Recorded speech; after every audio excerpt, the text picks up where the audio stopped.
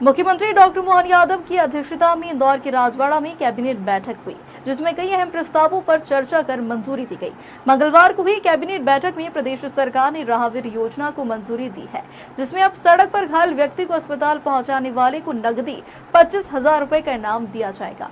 20 मई मंगलवार का दिन मां अहिल्या की नगरी इंदौर के लिए ऐतिहासिक रहा। देश की आजादी के बाद पहली बार इंदौर के राजवाड़ा में कैबिनेट बैठक का आयोजन किया गया। मुख्यमंत्री डॉक्टर मोहन यादव की अध्यक्षता में हुई इस बैठक इंदौर के राजवाड़ा में पहली बार मोहन कैबिनेट की बैठक हुई, जिसमें बिल्कुल अलग अंदाज देखने को मिला। राजवाड़ा के गणेश हॉल में हुई इस बैठक में सीएम मोहन यादव ने हॉल में देवी अहिल्या की मूर्ति को सबसे आगे रखवाया और मूर्ति की दाईं तरफ सीएम बैठे। बैठक से पहले सभी सीएम समेत सभी मंत्रियों ने देवी अहिल्या का स्मरण कर पुष्पांजलि दी। इसके बाद बैठक की शुरुआत हुई। मंत्रियों का बिल्कुल मालवीय अंदाज में स्वागत किया। कैबिनेट बैठक में सीएम मोहन यादव समेत सभी मंत्री धोती कुर्ता पहने भगवा दुपट्टे में मंत्रिमंडल की बैठक में शामिल होने पहुंचे। राजवाड़ा में हुई मंत्रिमंडल की बैठक में टेबल कुर्सी की जगह पटिए और गद्दे बिछाए गए थे, जिन पर सभी ने बैठकर मंत्रणा की। राष्ट्रीय गीत वंदे मातरम गायन के साथ आरंभ हुई बैठक में कई अहम प्रस्तावों को मंजूरी दी गई। कैबिनेट बैठक के बाद कैबिनेट मंत्री कैलाश विजयवर्गीय ने मीडिया से चर्चा की, जिसमें उन्होंने बताया कि लोकमाता अहिल्याबाई की 300वीं जयंती पर राजवाड़ा में कैबिनेट बैठक हुई। वहीं 31 मई को राजधानी भोपाल में प्रधानमंत्री नरेंद्र मोदी 2 लाख महिलाओं को संबोधित करेंगे। मंगलवार को हुई कैबिनेट बैठक में प्रदेश सरकार ने राहवीर योजना को मंजूरी दी है, जिसमें अब सड़क पर घायल व्यक्ति को अस्पताल पहुंचाने वाले को नकदी 25,000 रुपए का इनाम दिया जाएगा। हम लोग बहुत श्रद्धा से और प्यार से मां साहब बोलते हैं। अहिल्याबाई होलकर जी की 300वीं जयंती के अवसर पर हमारे लोकप्रिय मुख्यमंत्री जी ने ये निर्णय लिया, इस बार कैबिनेट इंदौर में हो और होलकर राजाओं के द्वारा निर्मित इस राजवाड़े के अंदर हम कैबिनेट करेंगे। निश्चित रूप से हम सब इंदौर ही नहीं, मालवा निमाड़ के लोग अपने आप को गौरवान्वित महसूस कर रहे हैं कि अहिल्या माता ने जहां तक का शासन था उनका, वहां के सब लोग माननीय मुख्यमंत्री जी को धन्यवाद दे रहे हैं कि उन्होंने आज कैबिनेट करके इस स्थान को महत्व दिया है। और मैं भी यहाँ का जनप्रतिनिधि हूँ, इसलिए माननीय मुख्यमंत्री जी को धन्यवाद देता हूँ। 31 मई को देश के यशस्वी प्रधानमंत्री नरेंद्र मोदी जी भोपाल पधार रहे हैं और 2 लाख महिलाओं के सम्मेलन को संबोधित करेंगे। महिला सशक्तिकरण के लिए जो कार्यक्रम केंद्र सरकार और प्रदेश सरकार के द्वारा किए जा रहे हैं, जिस प्रकार महिला कामगारों के लिए औद्योगिक क्षेत्र में उनके आवास की व्यवस्था केंद्र सरकार और राज्य सरकार के सहयोग से सभी औद्योगिक क्षेत्रों में महिला कर्मचारियों के लिए आवास बनाने का निर्णय आज कैबिनेट ने भी लिया है और माननीय प्रधानमंत्री जी इस विषय में विशेष रुचि ले रहे हैं, इसलिए केंद्र सरकार से भी हमें सहयोग प्राप्त हो रहा है। वहीं माननीय प्रधानमंत्री जी भोपाल और इंदौर की भोपाल से ही मेट्रो ट्रेन का भी लोकार्पण करेंगे। इंदौर और भोपाल और साथ ही दतिया एयरपोर्ट और सतना का एयरपोर्ट, उन दोनों का भी वहीं से लोकार्पण करेंगे। माता जी के जो 300 जयंती पर 20 मई से 31 मई तक काफी कार्यक्रम है। राहवीर योजना, जब कभी भी एक्सीडेंट हो जाता तो साधारणतः लोग देख के और आगे बढ़ जाते हैं। हमारे देश के प्रधानमंत्री को भी इसकी चिंता थी और हमारे प्रदेश के यशस्वी मुख्यमंत्री जी ने भी इसकी चिंता प्रकट की। मुझे कहते हुए गर्व है कि अब कहीं पर भी एक्सीडेंट होगा जो भी राहगीर रोककर उस घायल व्यक्ति को अस्पताल तक पहुंचाएगा या उसको प्राथमिक स्वास्थ्य केंद्र तक पहुंचाएगा, उसको 25,000 रुपये सरकार की ओर से मिलेगा। उसको तत्काल 108 एम्बुलेंस पर फोन भी करना होगा। और ये राहवीर योजना निश्चित रूप से बहुत सारे लोगों की जान बचाने में बहुत महत्वपूर्ण भूमिका अदा करेगी। और जब जिस व्यक्ति को पुरस्कार मिलेगा उसको पुलिस परेशान भी नहीं करेगी।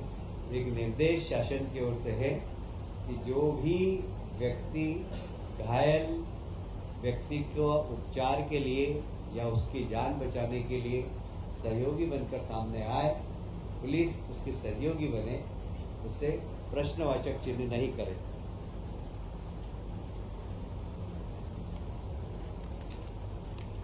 आप सभी जानते हैं कि हमारी सरकार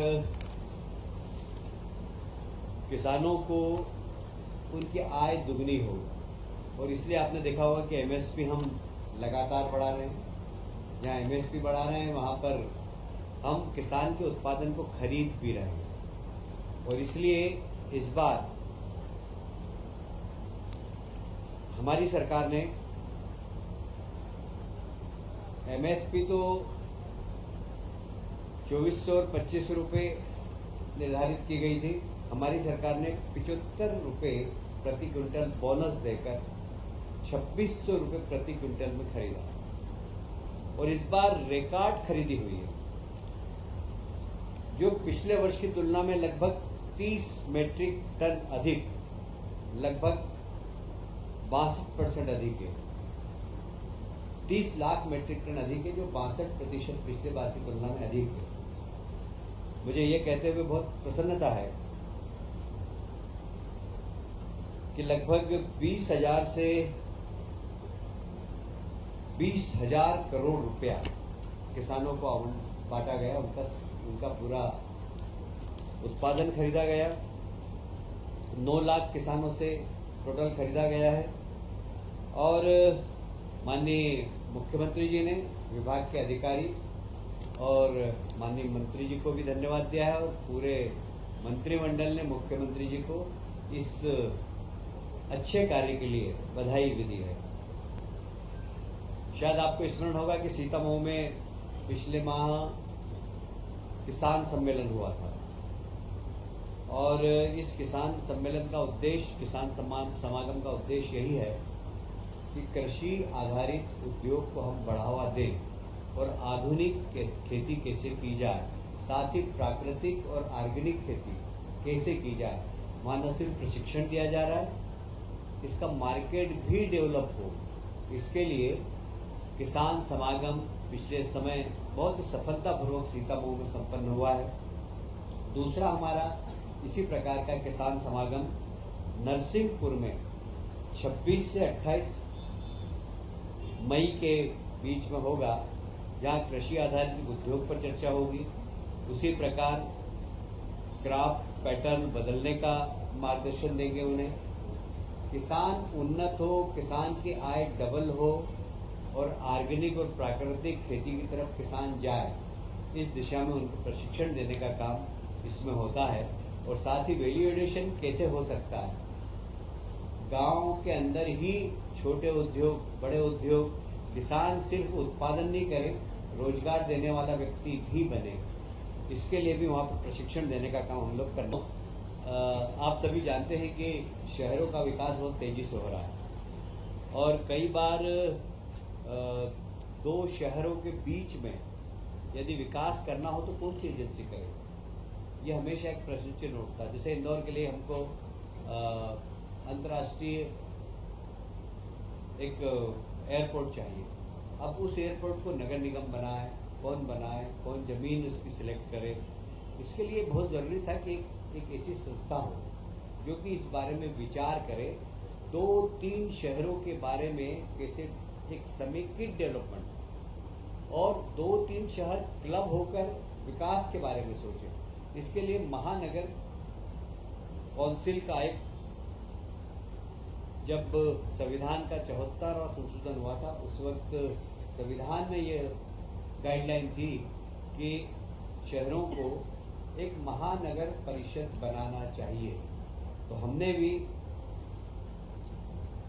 भी आज की कैबिनेट में महत्वपूर्ण निर्णय लिया है, जिसमें इंदौर, भोपाल, उज्जैन, जबलपुर, ग्वालियर मेट्रोपॉलिटन विकास प्राधिकरण बने। अब अभी एक हमने नियम का एक ढांचा बनाया है, उसके बाद इसमें कैसे हमें जनप्रतिनिधि को जोड़ना, जनप्रतिनिधियों के लिए काम जनप्रतिनिधियों के मार्गदर्शन में काम करना। यह जब प्राधिकरण बना है तो इसका काम सिर्फ दो संस्थाओं के बीच में गैप फिलिंग का है। इससे नगर निगम का काम प्रभावित नहीं होगा, प्राधिकरण का काम प्रभावित नहीं होगा, वो अपने क्षेत्र में काम करते रहेंगे। बाकी हम एक सहयोगी संस्था बनकर काम करेंगे और इसके चूंकि मुख्यमंत्री इसके चेयरमैन होंगे और इसलिए ये प्राधिकरण शहरों को व्यवस्थित विकास, जो जैसे अब इंदौर के आसपास हम बात करते हैं, इंदौर, उज्जैन, धार, कुछ हिस्सा देवास का, कुछ हिस्सा हम धार का, इसे सबको मिलाकर एक मेट्रोपॉलिटन काउंसिल बना रहे हैं और उसके पूरे समुचित विकास का, ट्रांसपोर्टेशन कैसा होगा, 25 साल बाद वहाँ आवागमन कैसा होगा, कितने व्हीकल होंगे, तो हमें उस हिसाब से अभी से सड़कों का प्लान है।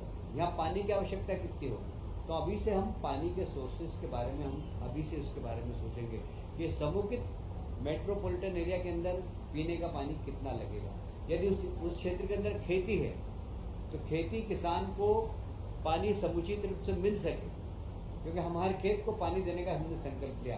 तो ये सब काम मेट्रोपॉलिटन काउंसिल करेगी और इसके 3 चरणों में इसकी कमेटी है। 2 चरणों के चेयरमैन मुख्यमंत्री होंगे, 1 चरण के माध्यम तीसरी हमारी काउंसिल बनेगी, उसमें लोकल शहर के सांसद, कमिश्नर, सारे जनप्रतिनिधि होंगे। इसमें जनप्रतिनिधियों का मार्गदर्शन और जितने विधायक इस क्षेत्र के हैं वो सब कभी भी आकर किसी भी प्रकार का कोई सुझाव देना चाहें तो दे सकेंगे। कुल मिलाकर इसका उद्देश्य है कि 2 संस्थाओं के बीच में फिल अप द गैप, जो गैप भरने का एक काम करेगी और विकास तेज गति से इस दिशा में काम करेगी।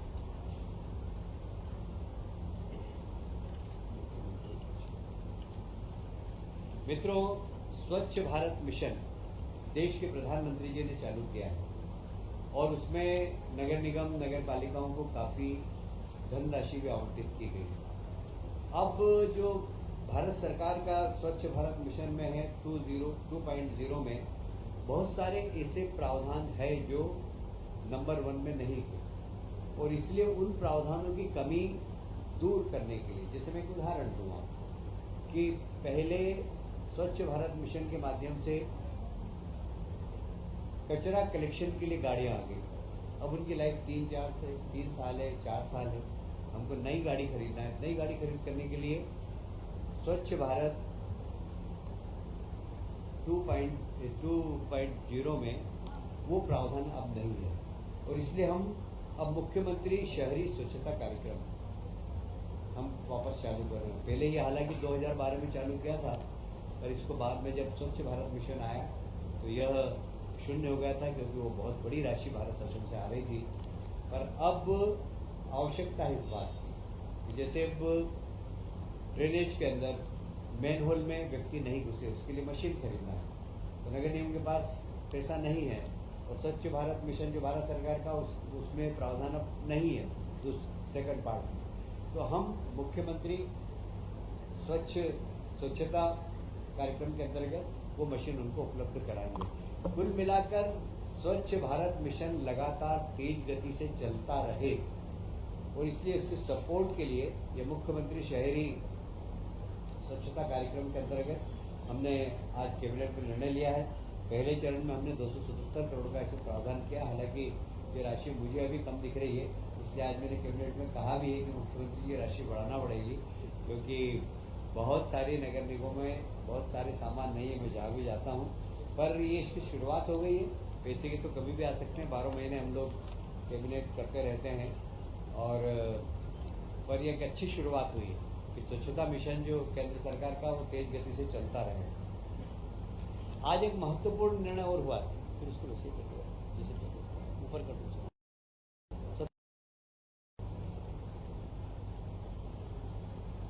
लोक माता देवी अहिल्या माता जी को समर्पित, क्योंकि आप सब जानते हैं लोक माता अहिल्याबाई ने उस समय रोजगार देने के लिए बुनकरों को महेश्वर में साड़ी बनाने का प्रशिक्षण दिया था, और आज भी महेश्वर की साड़ी विश्व विख्यात है। उनको ही समर्पित एक स्किल डेवलपमेंट का कार्यक्रम हमने फिर से प्रारंभ किया है।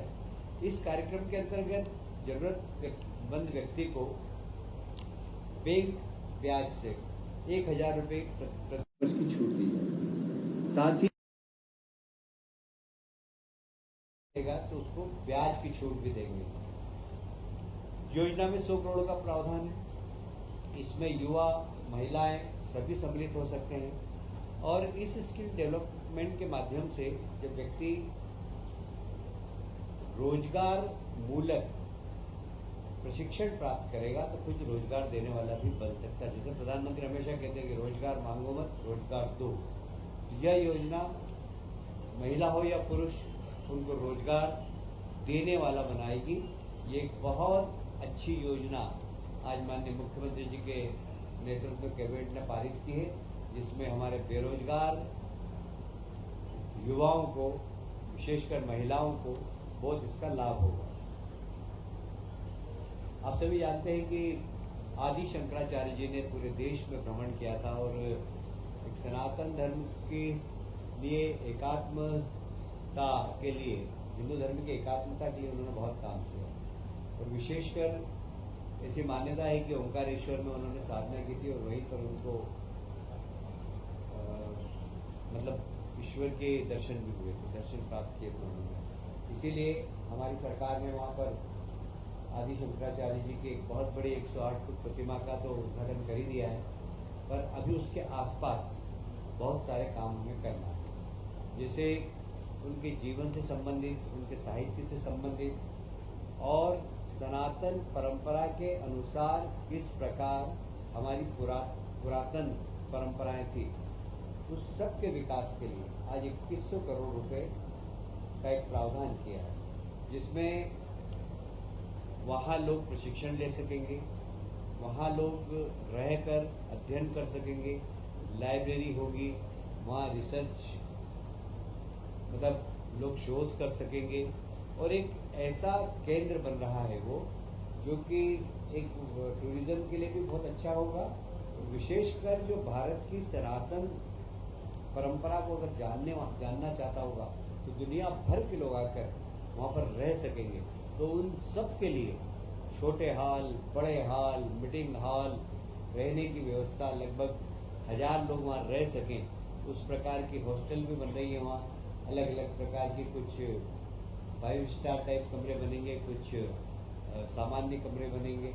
एक बड़ा संस्कृति केंद्र सनातन धर्म का वहाँ पर बनने जा रहा है। इसके लिए 2100 करोड़ रुपए आज कैबिनेट ने मंजूर किए हैं, और ये पर्यटन के क्षेत्र में बड़ी क्रांति लाए। जैसे कि उज्जैन में हमने महाकाल लोक बनाया, और उसके बाद वहाँ पर दर्शकों की संख्या लगभग 30 से 40 गुना बढ़ी है, और वहाँ की अर्थव्यवस्था का चक्र 10 गुना बढ़ा।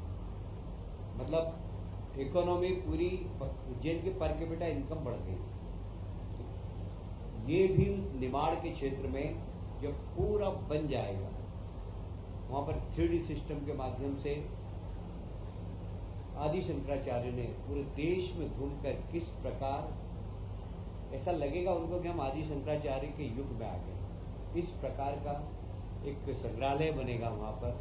लोग इसको निश्चित रूप से देखेंगे ही, जो जाएगा वो एक बार नहीं बार बार देखेगा, और सारे देश का वो आकर्षण का केंद्र बने, एक अच्छा पर्यटक स्थल बने। इस दिशा में हम काम कर रहे हैं। ये एक बहुत महत्वपूर्ण निर्णय आज कैबिनेट में हुआ है।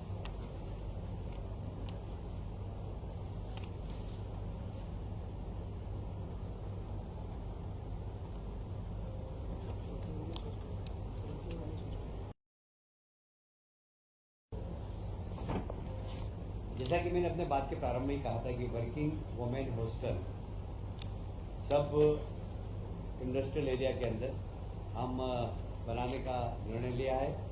अभी प्रथम चरण में हमने उद्योगपुरी जिला के अंदर लगभग 66 करोड़ का निर्णय लिया है, पीथमपुर में 76 करोड़ का, मालनपुर में 29 करोड़ का और औद्योगिक पार्क मंडीदीप में 77 करोड़ का। ये अभी हम हमारे बजट में से कर रहे हैं। पर आज माननीय मंत्रियों ने भी सुझाव दिया और मुख्यमंत्री जी ने भी उसको माना कि ऐसा होना चाहिए कि हमें जो इंडस्ट्रियलिस्ट हैं उनसे भी बात करना चाहिए कि CSR में वे वर्किंग वुमेन हॉस्टल का निर्माण करें और PPP मोड पर भी हम कर सकते हैं। इस सब दिशा में हम लोग काम करेंगे। खास करके औद्योगिक क्षेत्र में महिलाएं सुरक्षित रह सके, इसके लिए यह योजना प्रारंभ की है। एक और आज इंदौर को तोहफा दिया है माननीय मुख्यमंत्री जी ने। आप सभी जानते हैं होलकर नरेश यशवंतराव जी ने एमवाय हॉस्पिटल बनाया था और उसके बाद अभी तक उसमें बहुत बड़ा काम नहीं हुआ, छोटे मोटे जरूर एक्सपांशन हुआ है, पर इस बार वहां पर बहुत बड़ा काम होने वाला है। लगभग 773 करोड़ रुपया आज स्वीकृति दी। यह वर्तमान जो व्यवस्था है उससे लगभग डबल व्यवस्था हो जाएगी और सब आधुनिकतम सुविधाएं उस हॉस्पिटल के अंदर हो। हम कोशिश करेंगे कि यह हॉस्पिटल ऐसा बने जहाँ पे हार्ट का ऑपरेशन हो, जहाँ लीवर ट्रांसप्लांट का काम हो, इससे बड़े बड़े काम जिसके लिए लोग दिल्ली बॉम्बे जाते हैं वो इस हॉस्पिटल में सारी सुविधा उपलब्ध कराएं। उसी प्रकार रीवा में भी लगभग 321 करोड़ जो अभियान जिला अस्पताल है उसके विकास के लिए 321 करोड़ रुपए आज स्वीकृत किए हैं। और यह एक इंदौर ही नहीं, इंदौर मालवा ही नहीं, निवाड़ी नहीं, पूरे सेंट्रल इंडिया के लिए जो गरीब हैं, जो मध्यम वर्गीय हैं, उनके लिए एक बहुत बड़ा तोहफा होगा। उससे लगभग डबल व्यवस्था हो जाएगी और सब आधुनिकतम सुविधाएं उस हॉस्पिटल के अंदर हो। हम कोशिश करेंगे कि यह हॉस्पिटल ऐसा बने जहाँ पे हार्ट का ऑपरेशन हो, जहाँ लीवर ट्रांसप्लांट का काम हो, इससे बड़े बड़े काम जिसके लिए लोग दिल्ली बॉम्बे जाते हैं वो इस हॉस्पिटल में सारी सुविधा उपलब्ध कराएं। उसी प्रकार रीवा में भी लगभग 321 करोड़ जो अभियान जिला अस्पताल है उसके विकास के लिए 321 करोड़ रुपए आज स्वीकृत किए हैं। और यह एक इंदौर ही नहीं, इंदौर मालवा ही नहीं, निवाड़ी नहीं, पूरे सेंट्रल इंडिया के लिए जो गरीब हैं, जो मध्यम वर्गीय हैं, उनके लिए एक बहुत बड़ा तोहफा होगा। अब तक सड़क हादसे में घायल लोगों को अस्पताल पहुंचाने और पुलिस पूछताछ से लोग डरते थे, लेकिन अब राहवीर योजना लागू होने से न सिर्फ घायलों को अस्पताल पहुंचाने पर 25,000 का इनाम मिलेगा, बल्कि उनसे पुलिस पूछताछ भी नहीं होगी।